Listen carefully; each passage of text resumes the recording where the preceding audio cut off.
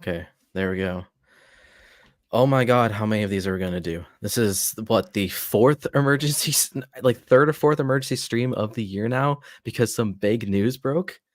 And it's only the first week of February. Like, we're practically begging for this to be a full-time job at this rate, especially when you got news coming out of Japan, you got news coming out of America. I'm sure there's stuff happening in Mexico. I don't follow Lucha Libre. I probably should. I'm sure there's some juicy stuff going on there. Oh my, But you have to be logged in at all times. there's gonna be something happen. There's gonna be some like thing where like Representative CPLL killed like a AAA vice president or something. It's gonna be like, well, shit. Now we gotta go live. Mexican wrestling gang wars are a thing, my friends. We've got to be careful. Anyway, ladies and gentlemen, welcome. This is just a little live stream just to talk about everything going on with Rossy Ogawa and Stardom. I'm Fusa. This is Trent. And I think it's just safe to say, best of luck, Rossy, in the future. We wish you well in your future endeavors, is I believe a term that's used by some people in the industry. We wish you well in your future endeavors. Yeah. And that Supreme Fight photo from a couple nights ago is a little more awkward now.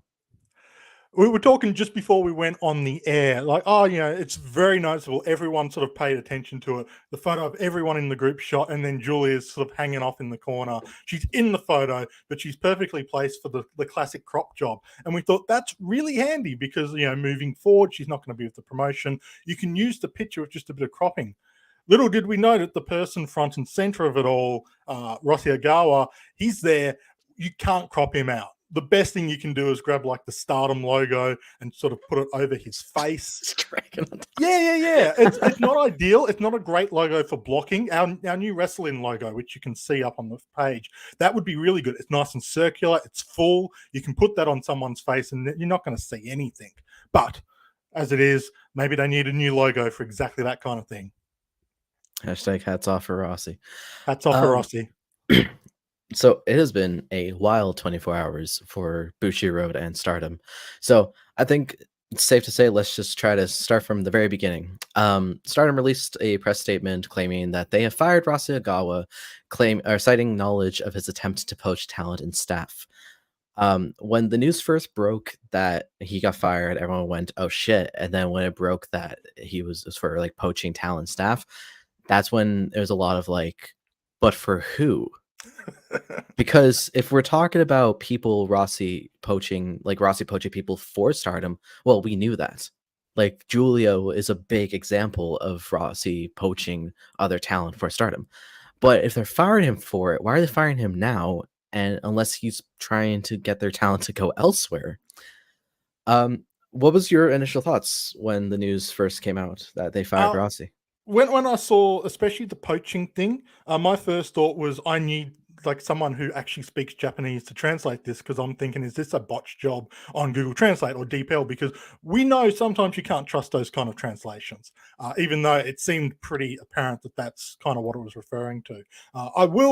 I'm not going to defend Rossy on what you were saying, but it is interesting because when there were accusations being thrown around the Julia thing and the poaching, he specifically said, and it's relevant because it comes up in some of the discussion that we're going to be talking about later, he didn't poach, they came to him. So yeah, he's doing the, look, I'm just a person. They came to me saying they wanted a gig, they wanted a job. And who is Rossy to say no to someone of Julia's caliber? That kind of excuse or maybe hand waving, we do see that later on with this particular topic, but we will get to that in due course.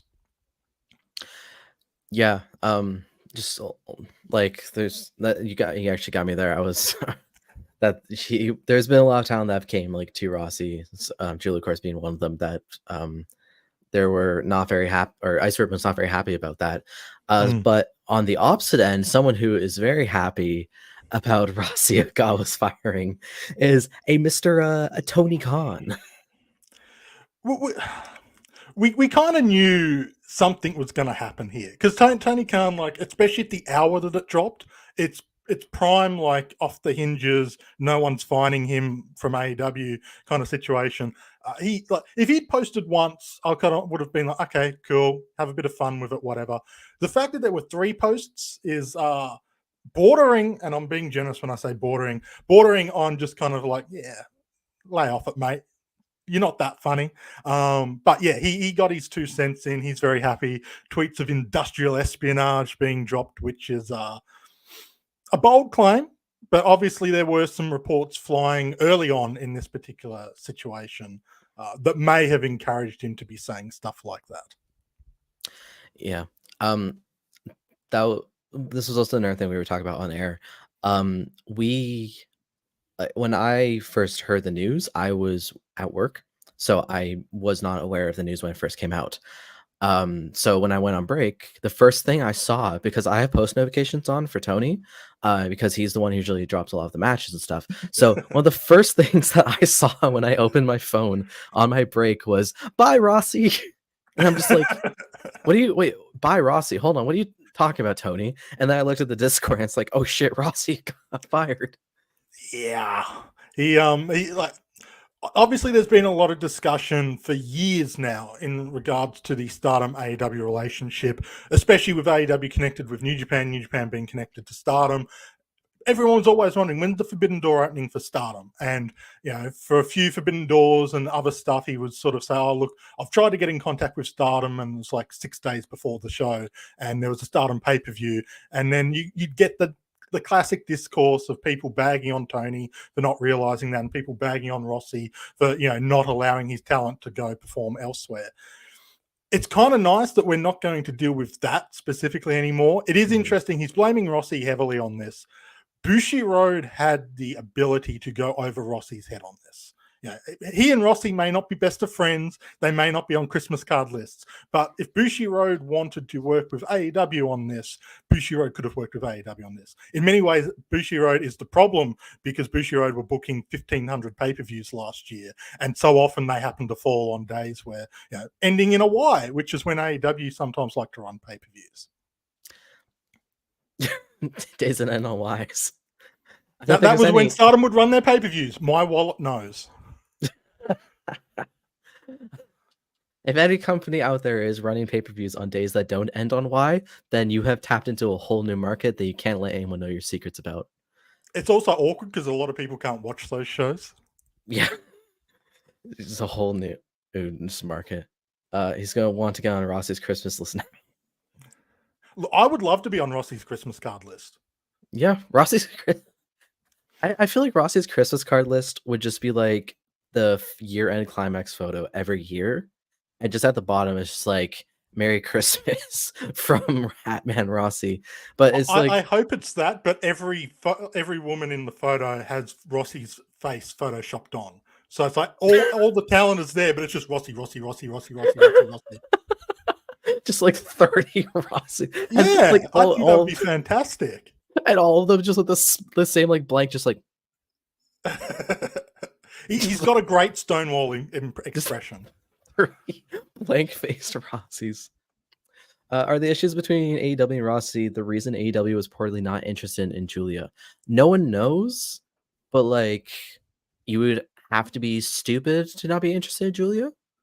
Well, look, here's my thought. I mean, yes, I absolutely agree with that. You would be stupid if you're not interested in what Julia can do for your wrestling company.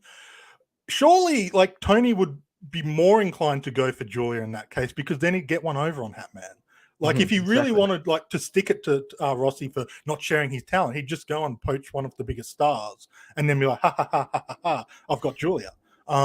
I mean, there's a lot more to this, and I don't think Tony's making roster decisions based on who's in Stardom and who's not necessarily.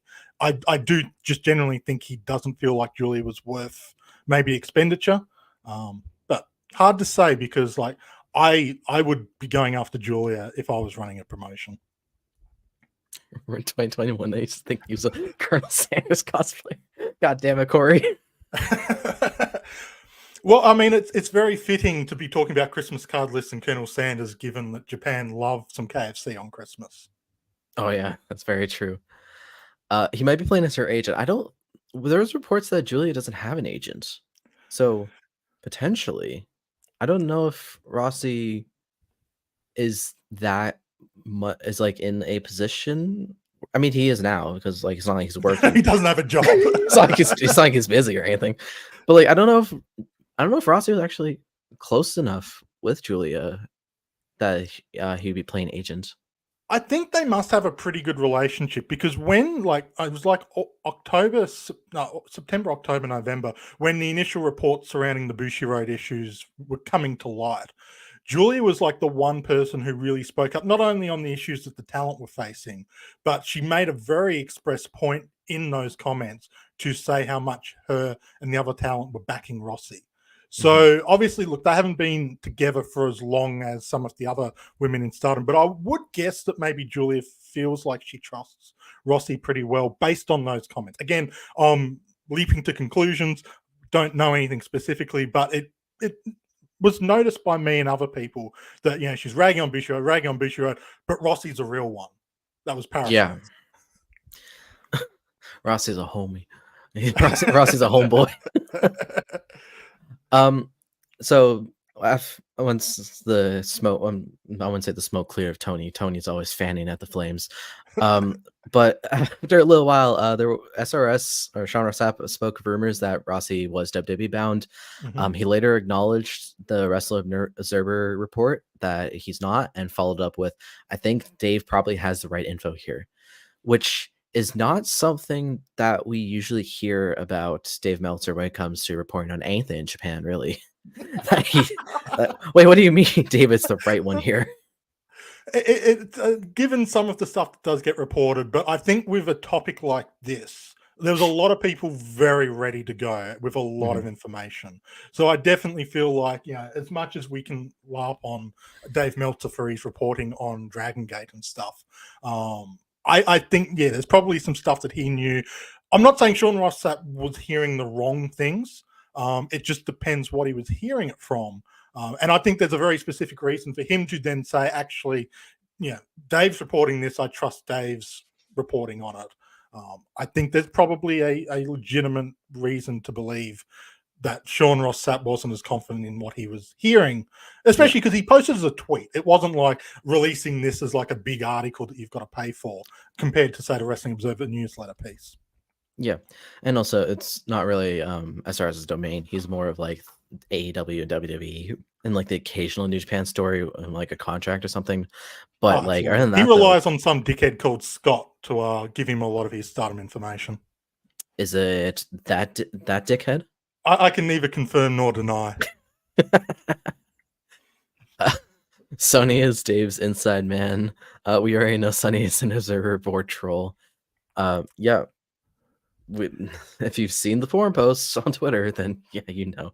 And I think we found. Hey, what Hello, the hell, man? hello, Scott. Record him with you later this week. You can give me some crap then. Ocean Cyclone Show, ladies and gentlemen.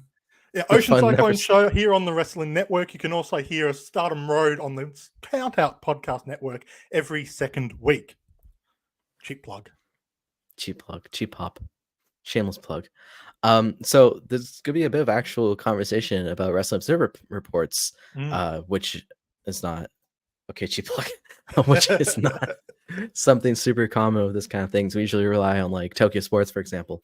Oh, But they're coming. oh, they are coming. But the Wrestling Observer claimed the story started about 9 months ago, so around Mm. like April, May, where Bushi Road executives were overruling Rossi on booking and business decisions, despite the change in leadership from Harada to Okada, not Kazuchika. It was still an issue, and Rossi had his mind made up. So it seems like Rossi's kind of been thinking for a while now a bit about like just like leaving Stardom. Yeah, it's interesting because obviously he sold to Bushiroad in like I think it's around September October 2019, which is very relevant moving forward when we're talking about sort of signing contract releases and non-compete clauses because that will come up when discussing some later news about Rossi and promotion stuff. It's interesting because I think the past year has been very messy from a booking standpoint, and just a lot of things with Stardom kind of just getting shuffled into awkward situations. Some of it was their fault, some of it wasn't.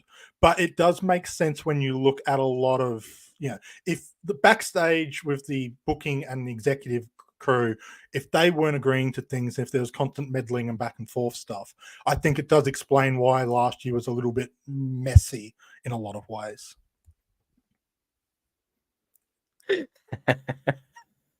Thank you, Scott.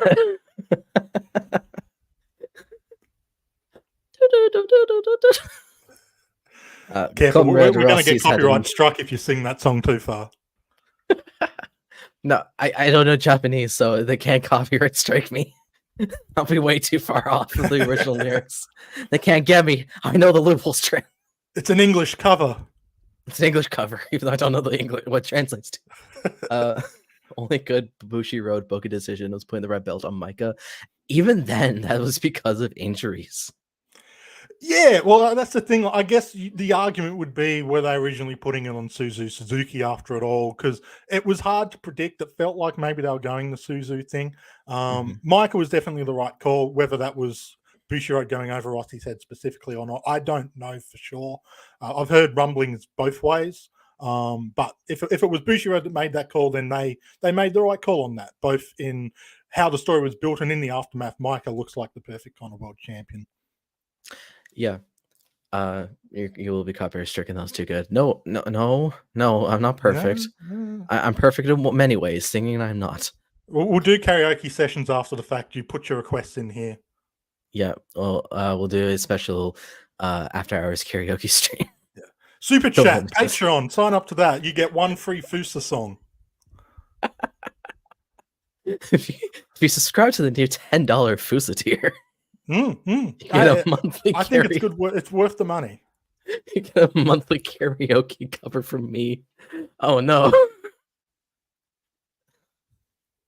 No, don't give it away. Don't give it away. Corey's got to pay $10 a month. Yeah, and that's USD, not CAT. I know CAT. I know conversion make it cheaper for you bastards. So anyway, continue on topic. Gotta hit that high note for me, boyo. No, someone pay for me. What? What? This is already breaking down. This is happening too much of these streams. It just starts breaking down. my mental psyche's been breaking down this year, so it's just par for the course. And most of the time, it's because of Corey. Corey's usually the one to blame for it. Anyway, so both parties of Stardom or Bushiroad and Rossy, excuse me, were actually planning to part on February 18th, but the decision was made to end the partnership a few weeks earlier, and talent were told at Supreme Fight. Which I gotta say, if like that is the case, and talent knew that this was going to happen prior, it's quite surprising how well they held, like all of them held it together in that final photo. Yeah, I'm not 100% sure if they were told before or after the show. Like, it might have been a big backstage. Let's come together. By the way, this guy's gone. A really asshole move by Bushiroad. It's like, all right, everyone, group family photo. Okay, now everyone say bye, Dad. Now everyone without the guy. Brilliant. Yeah, I don't know if it was before or after. I guess like it makes sense they wanted to let the talent know before the official announcement came out the day after. Just to at least give them, I guess, that extra day to prep, get themselves ready, because obviously what would be coming in the aftermath of that is quite difficult. It is very interesting that they dropped him what is essentially 2.5 weeks before the planned departure. Obviously, like we've heard reports where the tampering was going on consecutively, and they felt, okay, we just got to pull the trigger. 2 weeks before, though, it feels like maybe the damage would have been done at that point. I feel like this was trying to get ahead of the story and more or less send a message, maybe more than anything. Yeah, that's what I was thinking too. Is like that could be about like kind of send a message, but at the same time though, like if like we'll talk more about like what the future holds for Rossy, but like if it is the case that he is making his own promotion, this firing a guy a few like 2 weeks prior to the agreed like departure date, it doesn't really give a good message to the rest of the locker room, especially the ones who are super loyal to Rossy, who love Rossy, about like kind of like, hey, we got rid of this guy easily, like there's no stopping us from doing the same to you, kind of thing. And it's kind of more incentive for people. It's like, well, if you treat Rossy like shit, then what's gonna stop you from doing the same to me? And might cause people to leave Stardom for Rossy to do promotion or teach or even overseas. I think it was a very interesting call from them, and Mhm. one that, look, I'm not a businessman, one I wouldn't have made. I think that, and the combination of that, and we're hearing reports from the Wrestling Observer newsletter that several talent have basically been threatened with lawsuits surrounding them potentially leaving. We don't know details beyond that, who's involved, what the exact wording is. Again, like, that might force the talent to stay with Stardom if it's surrounding, like, oh, you can't leave because contracts were tampered. It's Yeah. not a good way to keep talent happy.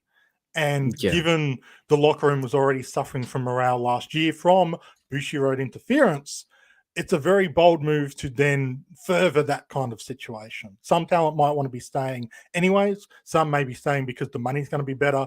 But when you start forcing talent to stay because of legal stuff and contract stuff, and you're pissing the people off because the person they care about the most in that company is being forced out, it's a bold strategy, Cotton. We'll see if it pays off. Threatening talent, the lawsuit is one way to keep morale up. Yeah. I know when Kieran threatened me with lawsuits, I was totally happy to stay with Wrestle in. Leave me. Blink twice. But as you mentioned, talent, like they threaten talent with lawsuits, but there are also like many of the talent are considered loyal to Rossy, as I mentioned. Mm. And Meltzer is believing that several will leave when contracts expire in March. But Mayu Iwatani is not among that group because of her movie going on, so they extended her contract due to, Yeah. or she has a longer agreement due to that.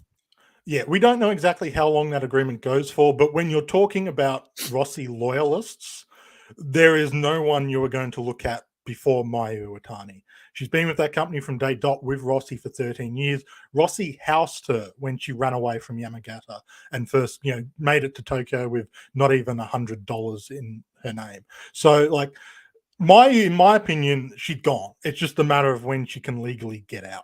Um, Like it's the not an rest of if the but talent, when situation for her. yeah. The rest of the Mm. talent, like, if a lot of contracts are up in March, given the legal ramifications and potential contract tampering, maybe some talent won't be able to leave when their contract is up, or they can leave but they can't join Rossi. I'm not a lawyer, especially not in Japanese law, but yeah, it sounds like a few people are already kind of pegged that they've already basically told Bushiroad, yeah, I'm gone. It's going to be very interesting to see who. Yeah, I don't know if the Bushiroad to be allowed to edit contracts to make it that they can't leave to Rossi's promotion, because like it's the contract's already been signed. You can't exactly like in the middle of it be like, oh, by the way, here's like 3 new things we added, but you already signed it, so like doesn't matter. Like things like I don't really if like they may add it to like future contracts, like Mm. if like someone chooses to extend or they sign new talent or whatever, they might add it, but at the moment, I don't think anyone really has a clause like that unless they knew this was going to happen when they signed Talons like a year or two ago or whatever. Um, but speaking of Mayu, she did actually post a tweet somewhat on the situation, kind of non the situation, very a bit of a like stroke of the chin kind of tweet. She wrote, I write and erase, but I can't say anything nice. Please wait. Yeah, that like, a lot of the talent have been posting in the past 24 hours, vaguely addressing the situation. Some of them have just been mostly diplomatic, saying, "I'll continue to fight and do my best." This is definitely one of those tweets that feels like, yeah, I have things I want to say, but for legally and just to make sure no one gets in more trouble than they already are, I'm just going to subtweet this, and you can infer. And I think a lot of people can very comfortably infer the kind of impressions going on there. Yeah. Very I'm just here so I don't get fined energy. Yes. In the vein of Noah, I propose that Rossi name his promotion after another significant thing in the Bible, Eden. I was going to go with a joke, but that actually seemed pretty cool. That that is a that would cool name. require more men in the promotion, though, wouldn't it? Or is Rossi the Atom in all of this? Ross. I mean, yeah. The I mean, yeah. first hat. He is the first half. Um, but yeah, where's the thing? There's a thing.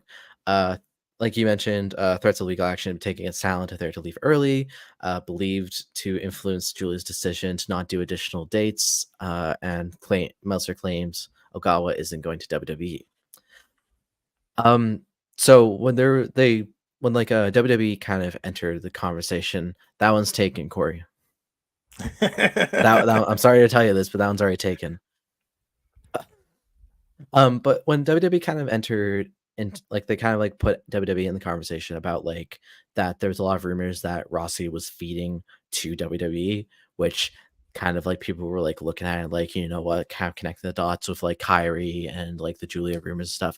I kind of got into like a bit of like a half and half kind of thing. It was like, if this is true and Rossy was feeding WWE talent from Stardom, yeah, sure, fuck him, get him out of here. But if this is just like a random rumor that just circulated because like he got fired for poaching and then Kyrie's and Julia are gone, then it's kind of if it's a bullshit rumor, it's a bullshit rumor and Rossi can do whatever. Um you gotta be drinking spoiled milk. Rossi's gonna end them and take that name. Rossi's going to buy out Pro Wrestling Eve in the UK just so he can have Eve the name of his promotion. I know some people would be happy with that. Yeah. But anyway, so that's kind of the thing of like I was like I'm gonna wait for all the news to come out first, but it was a situation of like, is this like a, you know what, this is a righteous firing of Rossi because he was trying to basically feed WWE and make an NXT Japan from the inside of Stardom, or is this just a bullshit rumor and I'm gonna end up following Rossi or something, which it was a bullshit Yeah. rumor. Yeah, look, obviously that the combination of Sean Ross Sapp posting the mention about there's rumors that Rossi may be going to WWE, plus the Tony Khan stuff, was a very big 1-2 punch in terms of shaping the narrative over, I'd say, the first hour. Up until this Wrestling Observer newsletter came out and explicitly said Dave doesn't think he's going to WWE. That was kind of the prevailing thing was, okay, well, Rossi's doing this behind the back to set up WWE. I didn't really see that as being a thing. Again, like if he wanted to do WWE, he could have sold to WWE in 2019. And I Exactly. don't think enough has changed since then to necessarily say to him, oh, yeah, I should be working with WWE now. I've said it to a couple of people. I'll say it here as well. I think if there's been any Rossi involvement with WWE, it's most likely helping Julia facilitate a move there. And what I Yeah. reckon would have happened is Julia's gone to Rossi when Bushiroad was meddling with Stardom and said, I can't do this here. I want out. I want to try my hand in America. I want to go to WWE. And Rossi's like, I know some people in WWE, and called up Io Shirai and said, Oi, I got this wrestler. You might have heard of her. She's interested in coming to WWE. Can we make this happen? That would be my guess. Now, whether that's the Sean Ross connection, I don't know. Am I sniffing copium or whatever the kids say? Maybe. But that's kind of my interpretation. I don't see the WWE connection, honestly. I hope it's not true, but yeah. Yeah, like I said, that does really make sense of with like Rossi and WWE. And like you said, if he really wanted to work for WWE, he would have sold to WWE back in like 2019 He could when have got that Hall of Fame spot that they're offering him. they could have gotten that Hall of Fame spot. And there could have been NXT Japan made that way. Yeah. But now we're going to kind of step into a bit more of the news from Bushiroad themselves. Because Stardom is stupidly expensive to watch legally, please get on Wrestle Universe. This is talking about if Rossy making a new promotion. Yeah, honestly, as long as the new promotion gets streaming on Wrestle Universe, this horror deal will be a net positive for me. They have the space. Ganbear is gone. I mean, they have the space on the site. I hear AJPW like to cycle through women's promotions. Yeah, they don't stream them. No, so it doesn't. That's not a net positive. It's just them losing more faith in their president. You want convenience? Have him line up with Emi Sakura and start running on the Gato channel. Yeah, just run it on YouTube. Mm. But how would Rossi be able to monetize all of his shows with $50 buy walls? Super chats. I'm not sure if you were watching Stardom back during the pandemic and they ran the No People Gate show, which was broadcast on YouTube free. What they did was they allowed super chats to happen. They were coming in thick and fast and a lot of money. I don't know how much they made from that show, considering no one was there. It's a pretty good effort. a lot of expensive super chats, considering like there wasn't, Mayu sitting on commentary, then reading out, random people saying, "Oh, thank you for the donation," like most people do with that kind of stuff. You can monetize it. Oh, there you go. We should monetize our show at the chats. Hey, if you're not on Patreon, get on Patreon. You get to hear me every week. I You get shouldn't to be hear advertising you like get to, that. That's going to scare them away. you get to hear him every week. You get to hear me 3 times a month. So it's a real good combo, guys. It's probably going to keep rising up as long as these things keep happening and you got to do live streams. Oh my god, I'm gonna end up being in charge of like the YouTube side of wrestling. It's just like all the videos are just me. Yeah. He was a super chat. We found one of them. We found one of the super chatters, friends. And the question is, will he super chat now?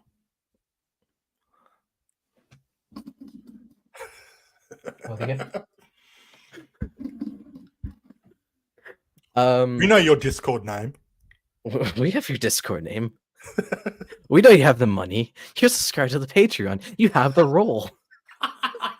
Yeah, we're actually attacking like the one Patreon here that we know for sure. So probably not the best strategy to keep them. All Japan still has a pay to Nagi. God damn it, All Japan. Yeah, they started off with such high hopes in the past couple of months. Like they keep putting on good shows, but gee, they're not doing themselves any favors. No. Anyway, back on course. We're gonna step into more of the oh, that's gonna change, buddy. That can change real quick. You're That's in the a challenge. Discord. That can change. We're gonna step into the. I was gonna do it. Okay. I'm sorry. I'll stop yelling at you. Anyway, Bushiroad and or Bushiroad themselves confirmed that Okada, again not Kazuchika, and the Bushiroad fight merchandise manager Oyama would be taking over the booking duties, despite neither of them having any experience in that side of the job. Yeah, that's. I mean, I imagine there's not too many people in Bushiroad Fight who've got a part-time job running wrestling events on the side. It's very concerning because like they're jumping into an incredibly volatile situation because they're coming into a promotion now that is essentially split, either pro Rossy or pro Bushiroad. Obviously, they've been having an influence and influencing booking decisions, so maybe they're friendly with certain wrestlers on the roster already. But like any Rossy loyalists that are sticking around either for the money or because they can't get out, that's going to be a very rough environment to get in, on top of the already political nature of booking wrestling shows. People who think they should be pushed harder. Oh, I shouldn't be losing to them. I'm not dropping the title to that person. I should be on the main event, not the second match from the top. They have to all deal with this with no prior experience and maybe not the respect from people of having done it for decades, which is something Rossy had. Like, even if people didn't agree with his decision, it's like, okay, well, you've done this for 20, 25 years. I suppose I should trust you a little bit with your call. It's not the case here. Yeah, you think like they would hire someone who like has booking experience or someone who's been working closely with Rossy while he was head booker. Like for example, Liger. Smartest thing they can do is actually get Liger to book or something. At least Liger would make things easier. He's respected, which is true. Like you think they would have went a route of, who has booking experience that works for us? This guy, this guy, this guy, this guy. Okay, cool. We'll use this one instead of being like, yeah, who's someone that we can just not have to go over their heads. Us, we're the boss. We can just talk to ourselves. Hey, are you cool with the booking decision? Why, yes, Mia, I am cool with the booking decision. I mean, the callous answer you could give as to why they didn't do that is because it cost money. And like, the one thing with Bushiroad at the moment is they're struggling to justify one way or another paying people. New Japan right now have leaked a lot of talent, and a lot of talent are essentially unhappy with their current contract situations. Considering that, like, they're probably going to be the same situation running Stardom. They probably look at someone like Liger and go, we could pay him, or we could buy like a $50 Liger mask from Tadolkin, put it on and pretend to be Liger. True. I mean, yeah. I don't. Then again, though, I think they won't be able to use that $50. That's not. If they use that $50, then they're gonna have to like readjust the budget and everything. And then before we know it, we're losing Naito as well from New Japan. Yeah, I imagine Naito's like the one guy. Well, I thought this about Okada. Naito's the one guy you would think would be keep kept. So we'll see what happens with him, I guess. Yep, anything can happen. Mm. Guy in era Rossi's gonna go crazy though. Yan! That was like the one thing that got posted on everything that happened yesterday that just made me smile. Inagi saying that Rossi was entering his Yan era. Um, they're still tight. I wouldn't surprise me if they work together in the next year or two. It makes me wonder House of Torture was a Bushiro decision too. Obviously, they wouldn't have had as much control of New to over Stardom, but maybe some things like House of Torture. I don't know. House of Torture's over in Japan. We've got to remember this. Like the Yeah, West hates House of Torture. It works over there. So I mean, if that was a Bushiro decision, whether we like it or not, it is working.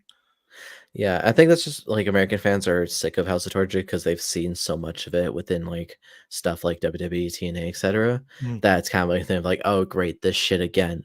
But yeah. like Japanese fans don't watch Western wrestling as much as Western wrestling fans do.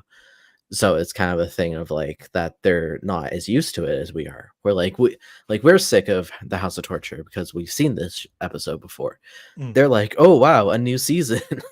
Season premiere. Ooh, this is a great season so far. While we're like, this season's been airing for the last 13 years. What do you mean? Yeah, it's just one of those like it's very easy to forget the differences in preferences between the domestic crowd and the international crowd. And as a Stardom fan over the past, however many years, I've learnt the hard way that they don't really care about us in the West. If we like stuff, if we pay money, that's a bonus. But the domestic crowd first and foremost, and House of Torture is one of those examples in New Japan. And it'd be interesting to see, there are certain examples in Stardom where wrestlers are more or less popular in the West than they are in Japan. So Yeah. So in a Tokyo Sports interview with Okada, again, not Kazuchika, he reiterated claims of poaching and that Rossi had been warned multiple times about doing it before eventually decided to end their contract early. Talent were officially told on January 21st at the Taco Takadeno Deno Baba. Taco Deno Taco Deno Baba Taco Deno Baba Taco Deno Baba. Okay, Taco Deno Baba show that Rossi would be leaving the company. Seems that at least some talent were aware of him leaving well before this, though. Um, so this this kind of conflicts a bit with what Meltzer was saying, where Meltzer was saying that talent were told at Supreme Fight, which I I don't know think if talent were told that he was being fired the next day at Supreme Fight. yeah, that's Yeah. what I was gonna ask of like maybe that's a clarification. But yeah, so it seems like it's been known for a bit now that Rossi was on his way out, and it's just kind of a thing where like they decided to just like let him go a few weeks early. Um, bit of this is kind of a bit of a weird connection. Um, but there was a situation last year with the NHL team, the Vancouver Canucks, with their head coach, where I can see you smiling. It's like, oh great, the Canadians talk about hockey. No, I Great. laugh because like these kind of tangents happen all the time on say Ocean Cyclone show where we'll start talking about basketball or Formula One. I appreciate the sports tangent even if it's not a sport I know. That was a smile of like, perfect. The stereotypes are making sense. The Okay, you can Canadians tell me talk this about over poutine. poutine, moose, Canadian geese. Um, but this is kind of a situation where like that the Canucks were gonna fire their head coach, and it was made very publicly that the news that they were gonna fire him, and this was known for months. With like even like the general manager of the team and like president of the hockey operations kind of saying stuff about how they're planning on firing him, and it was just a really messy ordeal that just hurt the team as well, Mm. with morale and everything. And I'm kind of getting reminded of it with the situation of Rossi, because it seems like it was a lot of like that, like, hey guys, Rossi is leaving. Um, Notably the right call by the Canucks. I mean, yeah. Looking back now, Bruce, I love you, but like this was the right choice after how this season's been going. But like it's kind of like a thing where like I'm getting very similar. Sorry, hockey talk. There you go, Scott. Now you know who you can talk to about hockey in the Discord server.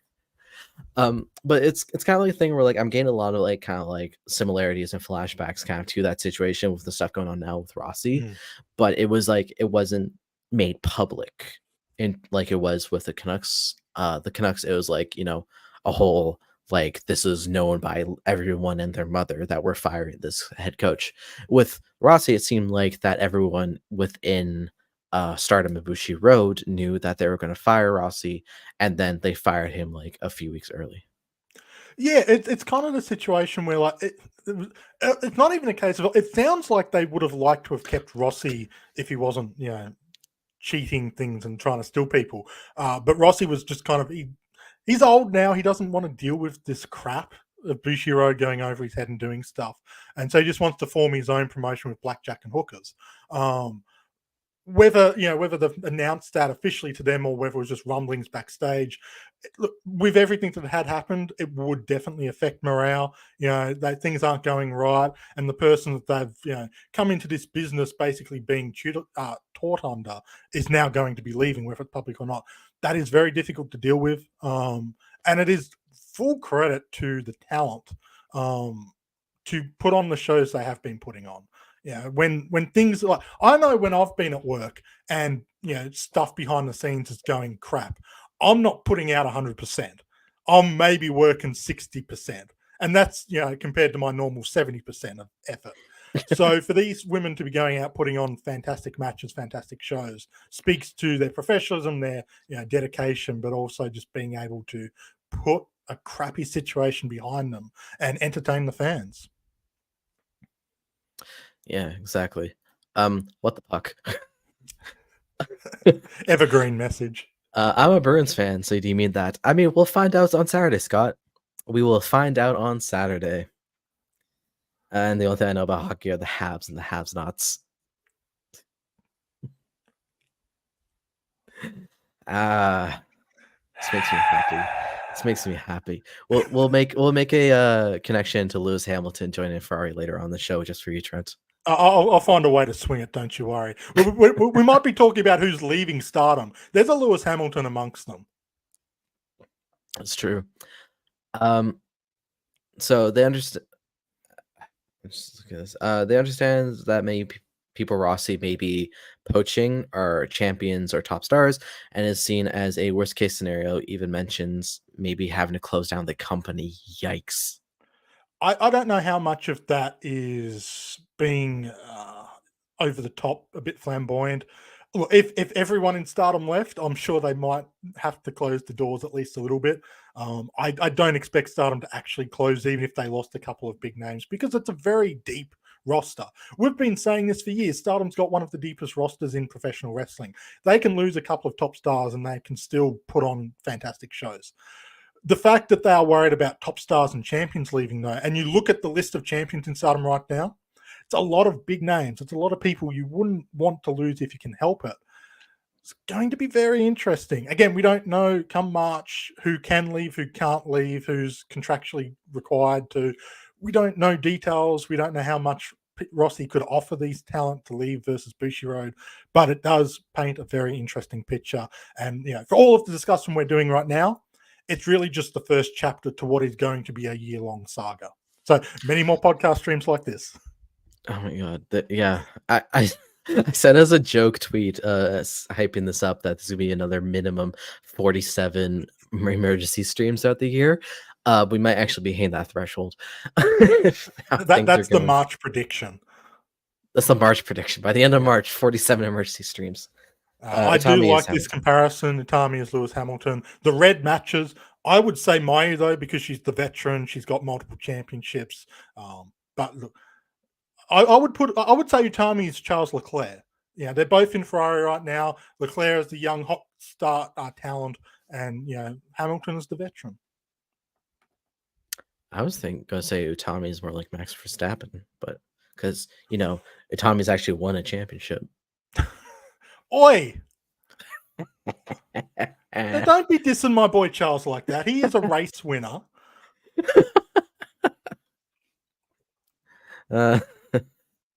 Uh, anyway, yeah, the whole comment about having to close down the company seems very, like, doom scrolling.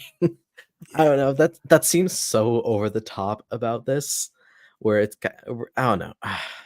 That's I do like agree it's a worst case situation for them. oh, Um, yeah. I wouldn't be selling my Stardom stocks in that respect just yet. You know how difficult it is for me to see Hamilton as a veteran, life is passing by me. Oh, boy. Hey, Oh, good thing buddy. with Formula One is the veterans aren't leaving anytime soon. Fernando Alonso, Lewis Hamilton, they're still some of the best people in the on the Yeah. grid. Same with Same with LeBron. LeBron. Oh, buddy, stop. Now you're LeBron talking my language. Formula One, basketball. What can the we LeBron touch on one next? the LeBron one gets a bit to me, because I've been following basketball longer than I've been following Formula One, so that one kind of, like, strikes at me a bit. Um, but, God, what was it? There was another situation recently where it was a similar kind of thing where, like, that I'm blanking Which on one do you who it mean? I'm blanking on, who it was or what the promotion was, but it was a similar situation where, like, they lost like, there's someone that left, and it was kinda like a thing of, like, "Oh, this might be the end all be all of, like of the promotion," kinda I think it's maybe All Japan where is this we're they're kinda in this situation where it's kinda like the like, "Oh, no," like, they're losing talent, like, if Mm. they lose, like, someone like Kento, then, like, they might have to consider closing down the company and stuff, or I don't know, the vibe is very similar to this one where it's like they lost Rossi and they're gonna lose, like, one big name like Utami or Mayu or something, and they're gonna go, "Oh god, oh no, we might have to shut it all down." Um, and when in response, people on Twitter is probably the same. Like same thing with Okada. There was a lot of like that Okada's one I'm thinking of. Yeah, Okada's the one Mm. that people were like really freaking out about, like New Japan with Okada leaving. It's like, oh no, New Japan might be like in trouble because Okada's leaving. It's like, no, guys, it's one guy. They're fine. If a I bunch mean, of it people hurts start, them. It wasn't a good thing that they lost Okada, oh but no, they will definitely, survive. Just like with Stardom, look, they can survive losing Rossi and a couple of talents. The most interesting thing is the thing you can say about Stardom is they've always been resilient. Whenever they've hit particularly difficult times, and they've had plenty of them, they've always come back stronger, better than ever. The big question mark is, though, they've always had Rossi to help them through that. Um, they won't have that now. They won't have that sort of luxury. yeah. With Rossy Stardom was Mm. like a starfish, always able to regrow. However, that goes now. He's outie for Stardom, and for his new promotion is intriguing to see. Um, yeah, we'll see what goes on with Stardom and his new promotion, but it's very possible that kind of. I don't think we're gonna get to that point, Stardom, where like Stardom's gonna be like hitting the panic button and like saying all their files on fire and frantically running around. But The interesting thing will be if they do lose, let's say they lose five wrestlers, and say two of them, maybe three, are reasonably big names. Say that happens in March, and that's a pretty big loss for them. What will be curious is do they consolidate their roster, or do they then take it out on the independent scene? Do they start looking because Stardom have replenished their stocks over the past couple of years? They've brought in Suzu, they've brought in Mirai, they've sort of brought in talent like that. Are they then going to look at some of these other independent promotions and go, well, we've lost Mayu, we've lost Utami or something like you said. Okay, we need to get some talent back of our own and make them Bushiroad approved wrestlers. Could be interesting to see. yeah, I was actually thinking the same thing. Like if like they do lose talent, I mean, it's Stardom. Stardom Mm, is right now the big at this moment. It could change in the matter of like 6 months, but in this moment, they are the biggest Joshi promotion in Japan. yeah, they can So offer you the like, most money, the most exposure. yeah, exactly. So like, it's kind of like the thing where like, if like WWE, for example, if like Seth Rollins, Roman Reigns, AJ Styles, Gunther, and let's say Sami Zayn chose to walk. Just randomly chose to say, you know what, fuck this, we're done, and walk out of WWE. WWE is just going to go, okay, cool. Who's some indie guys that we can grab? Well, you know what they'd do? They'd call up The Rock. Hey, they hang on, call they don't even need to wait for people to leave for that. they call The Rock and Hulk Hogan for that one. Actually, Hulk Hogan is the true panic button. That's just the thought of Hulk Hogan as a panic button in of itself. Um, but yeah, it's kind of like a thing of like if Stardom, if they lose talent, they're gonna go, oh no, hold on, I think we still have Ice Ribbon's number from when Rossi brought in Julia. Let me just double check that. Really, let me just give that one a call, see what they Yeah, got available. it'll be interesting to see what happens because the alternative is if wrestlers do leave Stardom, this theoretical Rossi promotion will not be starting in May or April. Yeah, the reports are that the 5-year non-compete clause was signed around October 2019. So, like, in theory, and this is again speculation, the earliest that promotion could start up is October 2024. Hmm. What if talent leave Stardom in March? That's pretty much the entire year where they're not working. Um, my first thought is the next Surrealism show is going to be off the walls, and she better not book it in Shinjuku Face again because like 600 people were there last time. You're going to need more seats, girl. You need a bigger venue. Yes. We're gonna need a bigger house.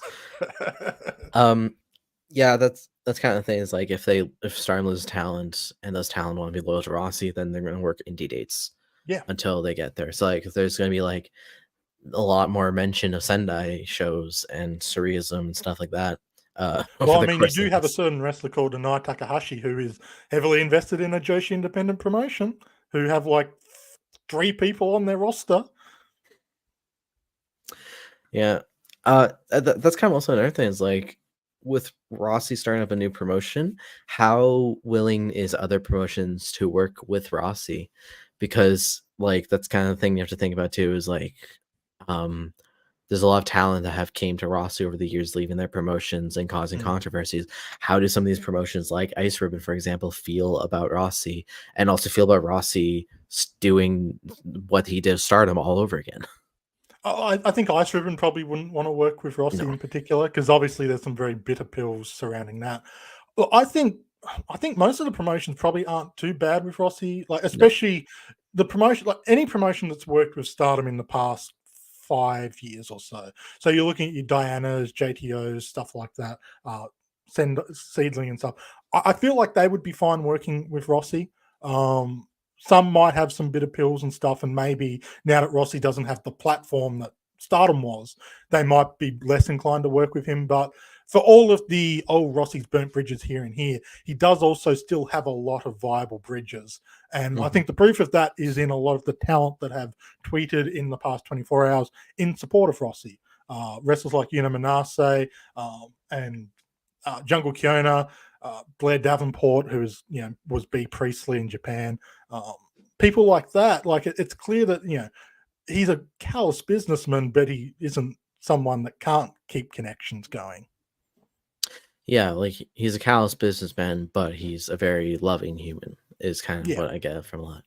The Um, fact that the talent who have been through those Stardom doors still see Rossi the way they do tells me pretty much everything I need to know in that respect. yeah, exactly. And then also from that same Tokyo Sports interview with Okada and Nakazuchika, there's talks like he spoke on taking over and an intention of revitalizing the regional markets, hoping he'll uh, then build attendance at big stage shows, which that's a good thing. Mm. If of course you get good, if you book good and people want to come see your shows, because if you don't book good, then people are gonna go, "Wow, what the fuck's this card?" I'm not going. I'm gonna go watch the TGPW show instead or something. Yeah, I mean, you saw that last year. Their numbers were way down when they just couldn't put the same roster out that they normally do. Yeah, Stardom, they can book well and they can keep things going. I think targeting the regional market is smart. They've been doing that for a couple of years to great effect. And it stops them from just running Tokyo and Nagoya and Osaka and Yokohama every single week because that ultimately does have diminishing returns. yeah. And then earlier today for me, not earlier today for the rest of the world, but um, there Rossi had an interview with Tokyo Sports, and he made to plans of forming a new wrestling promotion. He did, however, deny accusations of active poaching, instead claiming that talent heard of his plans and came to him, and he wants to do things he couldn't do in a big company like Bushi Road, which That's an interesting final sentence about if wanting to do things he couldn't do at Bushiroad. It's kind of is like, just how different is this new promotion going to feel from the current Stardom? Is of like how much was Rossy blocked from doing within Stardom? Yeah, that's a really interesting thing because clearly he's had stuff on his mind that he wants to do that he hasn't been able to do, and on top of that, with clearly Bushi Road having influence, and like the big one I think people point out recently was Harada pushing the gimmick heavy shows. Most likely, the most for example, the Gold Rush ladder match, which Yeah, infamously Julia went backstage saying, "Just book us in a normal match." It'll be interesting to see what shape that takes. You can look at pre 2019 Stardom, comparing that with Bushiroad Stardom, and try and sort of pick things that might have been involved. But like, there's not necessarily a lot there that like I was he talking about the draft and like the Junkin tournaments and the costume change battle royals. I can't imagine Bushiroad was saying no to that. So it'll be interesting to see what's going on in his mind, because if he's been getting frustrated coming up with some cool things to do, an inspired, passionate Rossy with a roster that wants to prove him right, that's a recipe for a really interesting promotion in 2025. yeah. And it's also very interesting of like the with him saying that he like denying the accusations of the act of poaching and saying that talent came to him when Mm. like they got caught wind of his plans. That kind of is interesting of like, well, how much of the talent came to Rossi? And like does that also kind of speaks on like what is Bushi what like who's like frustrated with Bushi Road as well, that they would go to Rossi while he's in the while he's with still with Bushi Road and be like, hey, I heard that you're gonna leave and start your own promotion, count me in. Yeah, it's really difficult to predict. And you also wonder how many people Rossi thought would potentially follow him. Because I think people are looking at this Rossi promotion news and there's excitement, but there's also like, how are they going to fund it? Because obviously Stardom Yeah, started very small. It wasn't a big promotion when they started things. I don't know what the scene is like for an upstart new promotion. And when you look at the money that the Stardom women are making, it's pretty much guaranteed anyone leaving Bushi Road to join Rossi's promotion is going to take a pay cut, and potentially a fairly big one.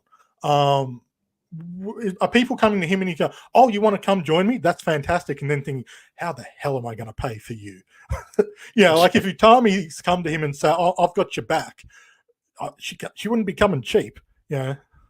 yeah, exactly. That's kind of like a thing I was thinking of as well. Is like if like there are people who are disgruntled with Bushi Road to the point that they want to go work for Rossi, how big of a pay cut are they willing to take, Mm. and how kind of restrictive is Rossi going to be with the talent in terms of like working? Uh, I'm sorry, something my Working uh other promotions on the side. Yeah, how, like, lenient is Rossi gonna be laying the work, like, indie dates and stuff, and, like, what's Rossi's schedule in his mind looking like? Where, like, is he gonna be booking similar to he probably won't because, well, he's not gonna have the funds to, but Mm. is he in, like, 2 or 3 years from now, is he gonna be booking the same similar schedule that, like, Stardom's booking, where it's just, like, a lot of shows in a short amount of time where, like, talent can't really go work for other promotions? Yeah. It's interesting to see what happens with Rossi and what he's thinking in terms of like just everything that happens there. Um, just don't really expect his first show to be out of Cork and Hall. Well, who knows with Rossi and everyone involved? I think this is a really good point, actually. Rossi will be all right. He's proven to be able to pick prospects and develop talent. And this is the truth. Like, he's been doing it for decades. So many people that have come up through, not just Stardom, but the Joshi system, can basically be attributed to Rossi going, yeah, you've got potential. Let's get the most out of it. And that's where Bushiroad's going to be an interesting spot, because Stardom for the past 13 years have had Rossi developing talent. And if Rossi goes and maybe a couple of the veteran trainers, like, if Mayu leaves, for example, or Ashuri leaves, what's their training system going to look like? Obviously, they've got Milano through the New Japan connection, but he's not there all the time. And I think there's a lot of reliance on these women to really bring up that next generation along with Rossi's guidance. Obviously, they've got a fantastic rookie class that they've just developed. But what about the long term future for Bushiroad? Be interesting to see. Yeah, and this was another point from that same person, Hala. I'm sorry if I said that wrong. That's why the poach stuff makes no sense. New promotion can't afford them. It's like we said, it would like they'd have to be willing to take a pay cut flat out. They would have to be like so upset and disgruntled with Bushiroad that they'd be willing to take a major pay cut just to get out there and work for Rossy, just Rossy Mm. instead. Yeah. That's kind of the big one there. That's why you look at the hardcore loyalist kind of people. So Maya's the obvious one. I could see her saying, "Look, money's not the issue anymore," even though she needs that money to afford all of her sneakers and probably extra train fares because she catches the wrong one. But I could see her saying, "Yeah, no, I'm done with Stardom. I'm following you, Rossi." People like Saki Kashima, I think, is another one who would probably go and follow Rossi because she obviously has a really close connection and she would probably cost a lot less than Mayu to sign. And then maybe people like Koguma. Hazuki would be an interesting one. Like her departure in 2019 was very conveniently timed around Bushiroad.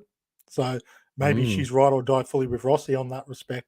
There's a lot of potential names you can go through and wonder, will they leave? Will they not? That's, I guess, part of the fun of the incoming couple of weeks as people try and predict who is most likely to leave. Fun, I guess, for some people.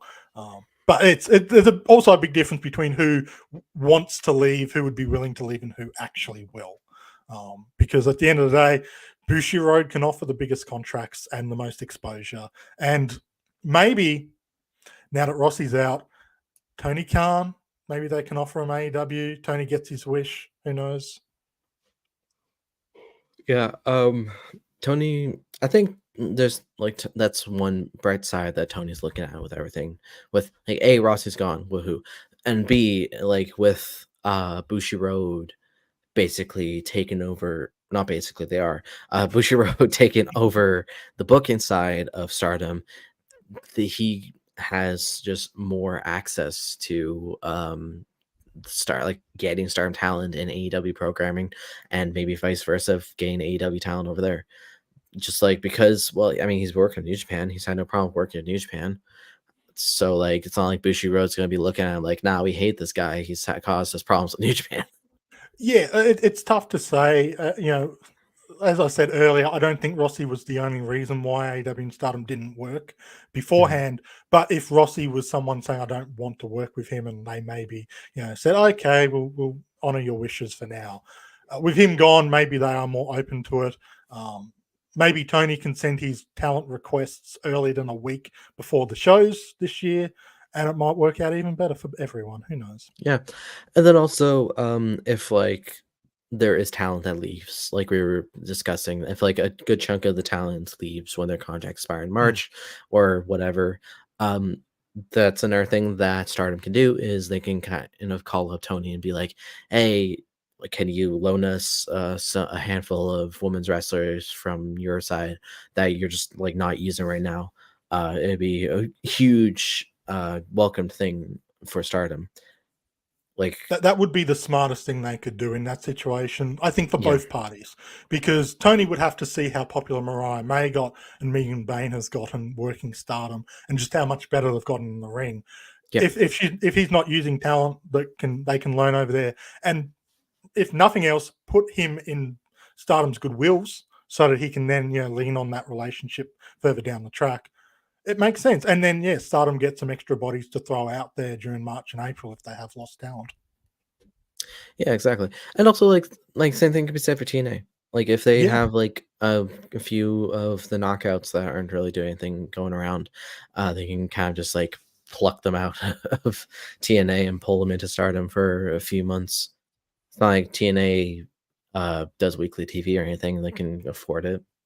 It'd be interesting because obviously, like you've got someone like Masha Slamovich who is impact based, and she's been doing stuff with TJPW. I don't know the full connections and stuff there, but I mean, TNA is just a great place right now for talent to be going and working out of in general. So, Yeah, exactly.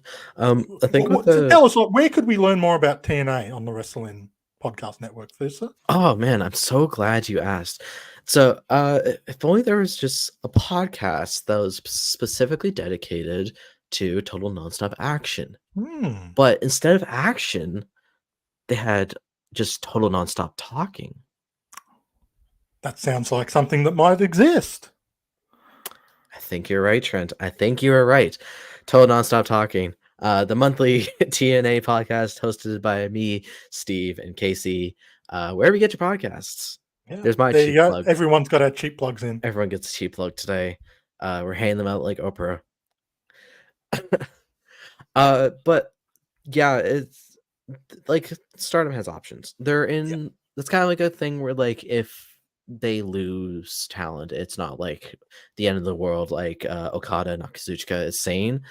Hmm. It's just like a thing where it's like, oh no, we lost 5 names. Okay, who does AEW and TNA got?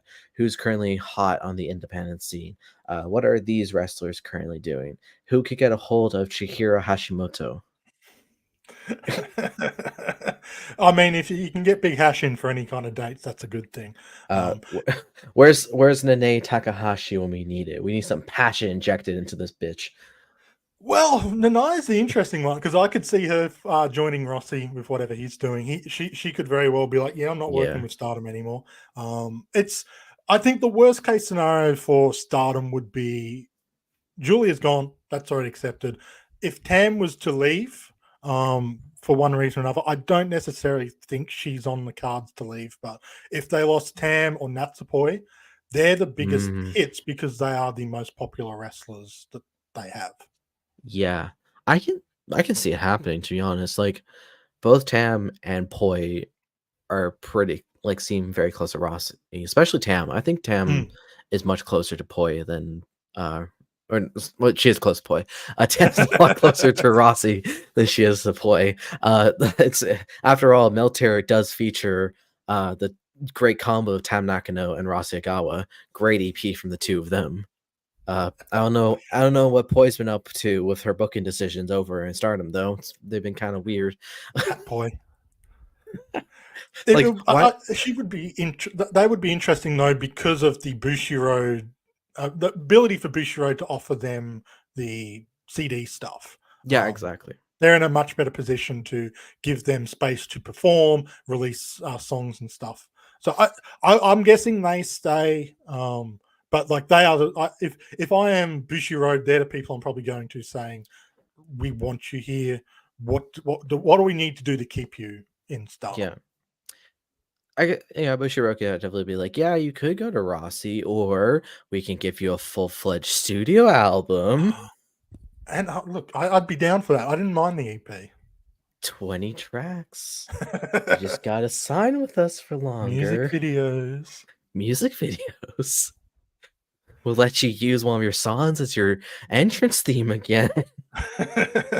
Yeah, it'll be interesting to see who goes though. I think they'll still keep plenty of strong talent, but like there'll be a couple that will really hurt. I suspect. Oh, Um, 100%. Like, there's definitely gonna be, like I think Mayu's a very, like, cut and dry case of, yeah, like, she's gone. as soon as her contract is out, like, she is too. Yeah. There's other talent where, like, you could probably, like, look at how they've tweeted over the last, like, 24 hours and just kinda be like, "Yeah, they're out," or "They're staying." Like, Mm. Shuri, for example, her tweet of pulling it up, "I am who I am today because I met Rossi at Stardom. You'll continue to be an important presence to me. I will do what I need to do now and continue to deliver my professional wrestling to everyone." It's an interesting tweet. Mm. Not the most "I'm here for Bushiroad" tweet I've heard. I will do what I need to do now. Yes. But how long is now, Shuri? Is it a couple months long? How long is your Mm. definition of now? SL Despy is dead. Do we think Starlight Kid would be someone that would follow Rossi? It's hard to say because, like, you look at a lot of essentially the kids in Stardom who have literally grown up with Rossi as a father type figure. So someone like Starlight Kid, Azumi, Hanan, those kind of people. It's very difficult to work out whether they would have that really strong, loyal, like familial kind of connection, um, or whether they sort of see something like Bushiroad still being the dominant promotion to open the door. I would be inclined to say I think Starlight Kid might stay. But then the other question to throw in, and that sort of something worth considering too, for people who are there, even if they're on the fence about do they stay or do they go, if a lot of the people they're close to leave for Rossy, that would influence you to head off. So, like, I think the best example would be maybe someone like Ami Sarai. If Shuri, based on that tweet, was out the door, and then Saki Kashima, who is a Rossy loyalist, was out the door. Mirai, someone who I don't know if she would be a Rossy loyalist, but is someone that Rossy has clearly put a lot of stock in, believed in her from the start. Say she went too. Ami Sarai now has lost everyone in her faction. Even if she was on the fence, or maybe even leaning towards Bushiro, does she go, well, I'd rather go and have fun with all of my friends? Yeah. That's going to be an interesting thing with if there's a lot of departures as opposed to one or two. Yeah, that's kind of something we didn't factor in either. Just kind of like how many people are going to follow suit, less for Rossi and more for like just like being able to work with their friends. That's something we didn't really consider in the terms of all this. Apologize to if my that mic bump was loud. I don't know if I don't know how bad it was. I don't have my own audio going through, so if it hurt anyone's precious ears, I'm so sorry. Live television, folks. I didn't notice it because I was too engrossed in my own thoughts and You're conversation. you're really going to town on your thoughts and opinions. I've had a full 24 hours to be stewing this stuff. I've been in the kitchen, I've been cooking, getting some spice in there. Yeah. Um Another tweet from Talent would be Julia. I'm so happy to met the Stardom created by Rossy Ogawa. Happy 13th anniversary. That one's not really kind of like in that same boat. The other ones where it's like, ooh, what could she mean? Like Julia's leaving. Everyone knows Yeah. Julia's leaving. So I've it's seen kind a of lot of like people wonder if now that Rossi's leaving, does she not go to WWE and join Rossy? I wouldn't be putting too much stock in that thought just because I think her dreams seem to be like America and she wants to succeed over there. But it is an interesting thought some people have thrown around. yeah. Actually, I want to see if Starlight Kid has actually said anything about the Rossi situation. She did post. I don't recall it being anything that sort of made me go, "Ooh." She retweeted someone. Oh, just a little something about going somewhere after her match. Uh, yeah, just something about like just the snow canceling something, and like someone got like a SOK figure autographed, and she said that she was just gonna go check out, go after her upcoming title match. Yeah, not really anything. Oh wait, hold on. This one might be good. I will also stress while Oh, you're finding that this is just this her is all asking. Google Translate stuff, so Yes, that you take yeah. every wording with a bit of a grain of salt, but you can kind of get an idea of maybe what's being said. Where's Kiosuke when I need him? Our I need personal translator. every stream I have him, and then the one time I actually need him for Japanese, he's not here. He failed me. I can't fill that role, unfortunately. No, you're Australian. You're not close enough. You're closer than I am to Japan, but you're not close enough. And I also I know some words in Japanese. I certainly can't read them.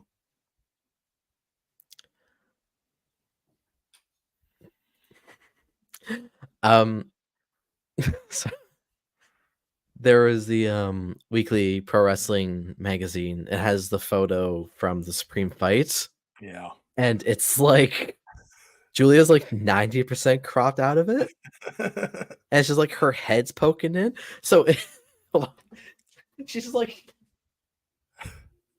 "Hi guys, I'm here That too." could actually be a magazine cover that's worth a bit in the future. I might have to try and hunt that one down.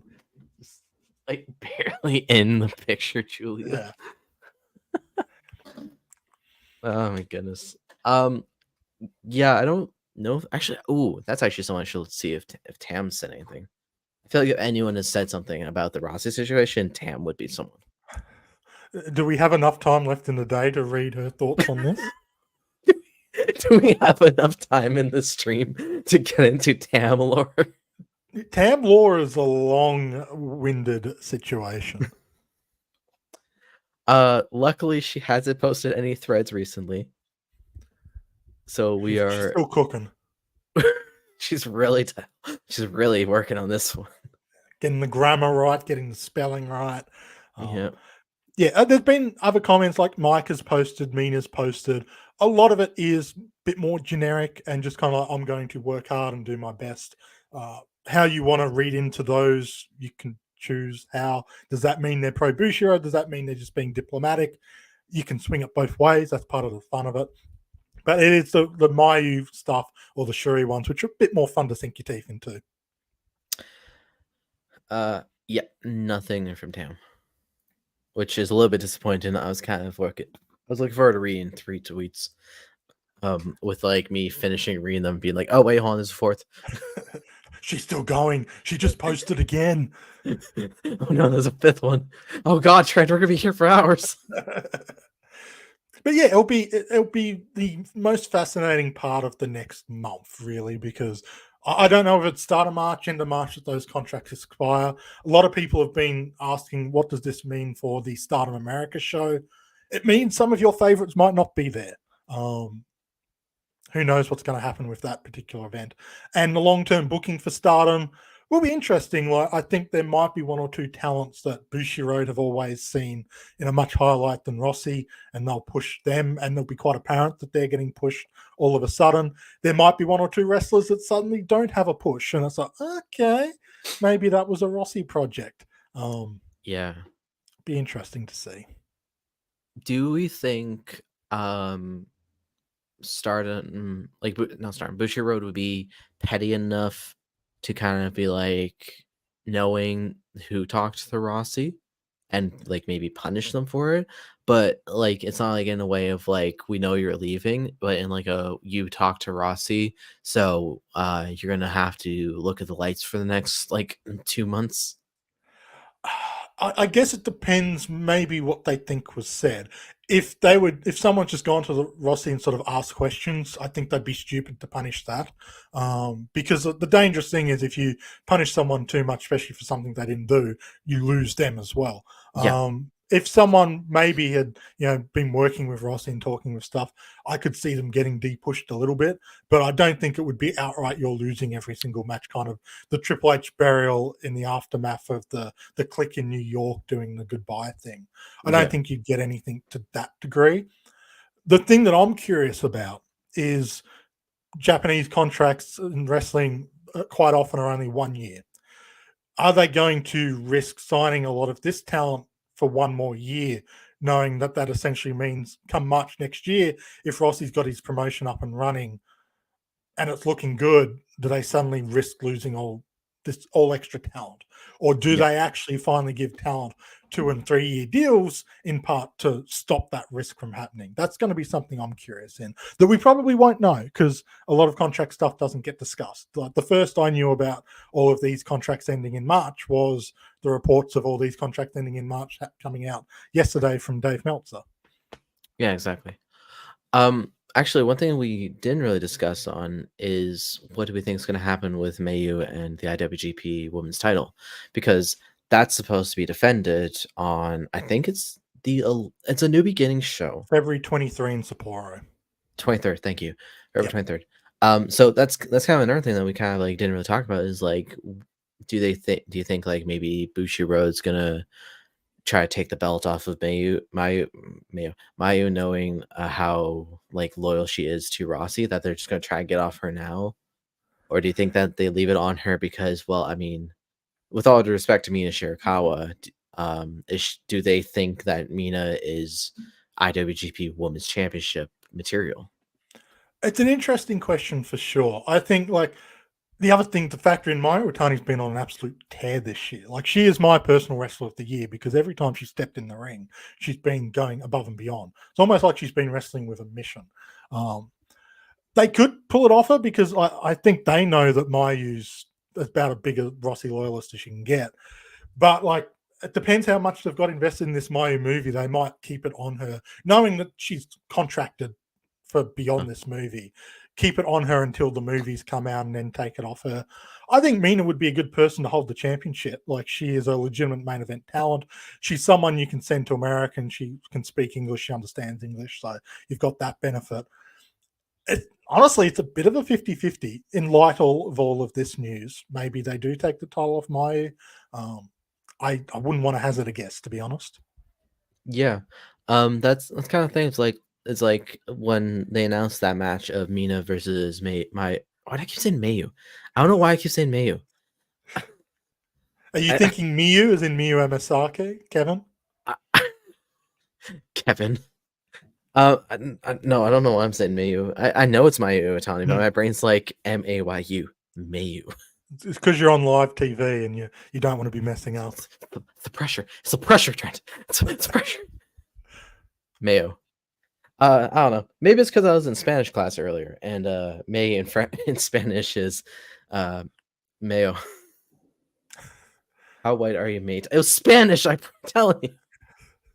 I don't know. You can see how white we are. We're on screen. Yeah, we're two white guys talking about Japanese wrestling. This is all you need to know. Do you There's know? no one you need to come to learn about Japanese women's wrestling than two white males. Yeah.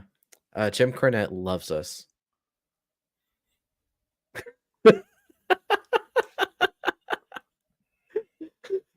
Sarcasm. That's sarcasm. We're talking about Joshi. We're two white men talking about Joshi wrestling. Jim Cornette does not love us.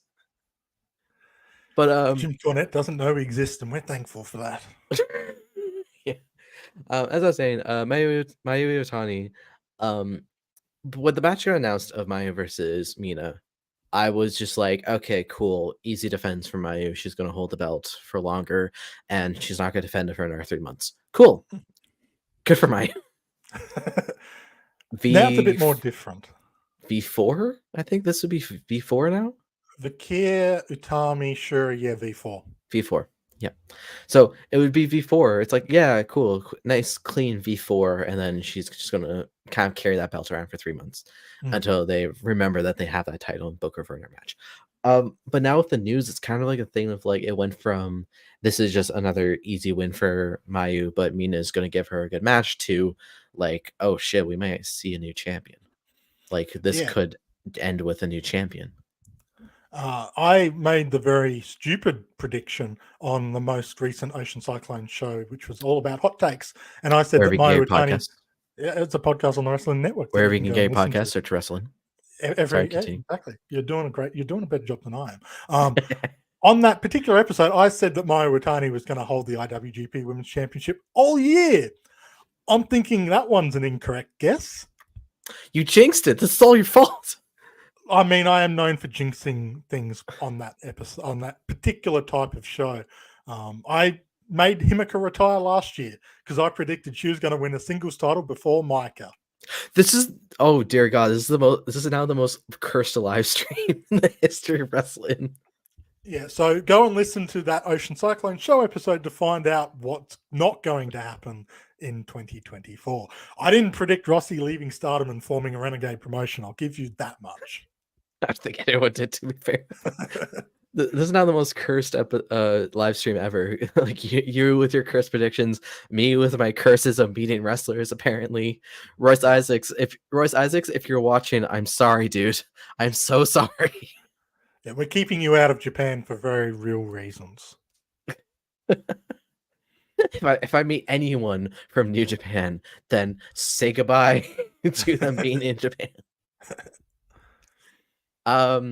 So I think is there anything else we got on the Rossy stuff? I think we've just about covered everything. I'm not having anything come to mind about like any other reports I have seen or any reports I can think of. Then again, I have not been too deep into this as you have, considering that I have been home for a total of I've been home and awake for a total of about 6 hours in the last 2 days. So we've got one comment here. His non-compete after I sold to Bushiroad probably expired. I have heard, and I can't remember where I saw it. So really great reporting on my end. I read that he signed a 5-year non-compete when they signed over to Bushiroad, which means that the non-compete would be finishing this year. The question is, when did they actually sign that? So Bushiroad officially took over in October 2019. I don't know whether that was signed like back in September or something. So that's why, like earlier, I kind of mentioned maybe October is the earliest Rossy could bring in a promotion.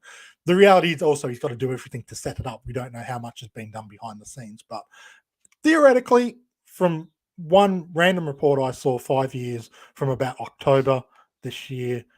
But don't take that with a grain of salt, because I can't even remember where I read it. We only hire the best of the best when it comes to reporting here at Wrestling, ladies and gentlemen. Yeah, And that could have come from AW Fanboy 7240312 on Twitter. How'd you find my burner? I know things. We only hire the best here at Wrestling, and we are paid exactly what we're worth, and that's in cheese puffs. You get cheese puffs? You don't? No. I'm going to have to talk to upper management. Maybe I'll start my own renegade wrestling content promotion. Start your own renegade podcast network. See how many people. I'm going to buy a hat, and I'm going to fill the role nicely. See how many people you can hijack from Kieran. I think I can easily get 2 people to follow me. Minimum 2, and they're going to be Ryan and Scott. You're just going to move the Ocean Cyclone show. Hey, it works for me. We've already got the name. Perfect. You didn't trademark that, so we're stealing it. That was a good one. Wrestle Motel. You want to know how stupid I am? After I first agreed to join up with Wrestle-In, it took me 6 months to realize that it not just wrestle in, but wrestling. I didn't make that connection until I said it out loud once. I'm like, oh, that's actually really clever. I made that connection immediately. What do you mean? Yeah, as you said, only the best and brightest get signed here. Oh my god! And on that very exciting note on just how wise we are, I think that is going to do it. Unless there is any last second thoughts that you can think of about anything here. Nope, we've gotten all out of our systems. The only thought I have is that you should come listen to more of what I have to say on the Wrestling Network, for the Ocean Cyclone Show, for ChocoCast, and also Can Out Podcast Network with Stardom Road with Scott. And I have articles coming out. There's my cheap plugs. Come follow me on Twitter /X at OneUpCulture. Yep. And if you want more stuff from me, you can check out the Pure Vision podcast, TNT, Told On Stop Talking, and All Elite Listening. I slept through my alarm, so I'm not on this month's episode. Nothing but the best here at Wrestle-In. Nothing but the best. Remember, #hats off for Rossy. But yeah, time for me to pull in Alex and improvise the outro because I didn't pull out the document. To be fair, this is a live stream. It's all bets are off. Who knows what's going on here? I certainly don't know what's going on here. Fuck it, we'll do it live. Where are you? That is what we've been doing for the past hour and a half. There we go. So I think that will do it for the stream. If you like what you have seen or heard and want to check out more of the Wrestling Network of podcasts, you can do so by searching Wrestle-In wherever you get your podcast. If you want even more wrestling content, you can follow us on Twitter at Wrestle-In and subscribe to the Patreon at patreon.com/Wrestle-In for early access to all of our interviews and podcasts along with exclusive shows you can't find anywhere else. If you want more content from any of the 2 beautiful grown men you've seen today, well, you already plugged your Twitter, but you can follow me on Twitter at Fusa Balor. And if you want to chat along with us and with other members of the wrestling team and community, you can join the Discord via the link on our website at wrestling.com, where you can also find all of our special articles and all future articles that Trent will be putting out. And also, of course, if you want to make sure you don't miss any more future emergency live streams, because the wrestling world is burning to a crisp this year, it's kind of concerning. Make sure to like the stream, make sure to subscribe, make sure to turn on the bell because you never know what new content we could be cooking up in the kitchen and posting, whether it's a live stream, whether it's videos, whether it's whatever they will allow me to do on the YouTube channel. That sounds ominous. I have access. I have links. The incoming NHL discussion on Wrestle will probably be next week. Why the Formula Vancouver? One season starts in a month and a half, so get ready for that. Why? Why Lewis Hamilton versus Max Verstappen should be the actual main event of WrestleMania? I mean, it sounds better than what they're going to be putting on. Very true indeed. But yeah, I think that's gonna do it. Thank you for everyone for tuning in, whether you've been here from the first second to the very end, or you just kind of popped in to say hello, or you popped in to shit talk my hockey team, Scott. But thank you for tuning in, and we will see you all next time.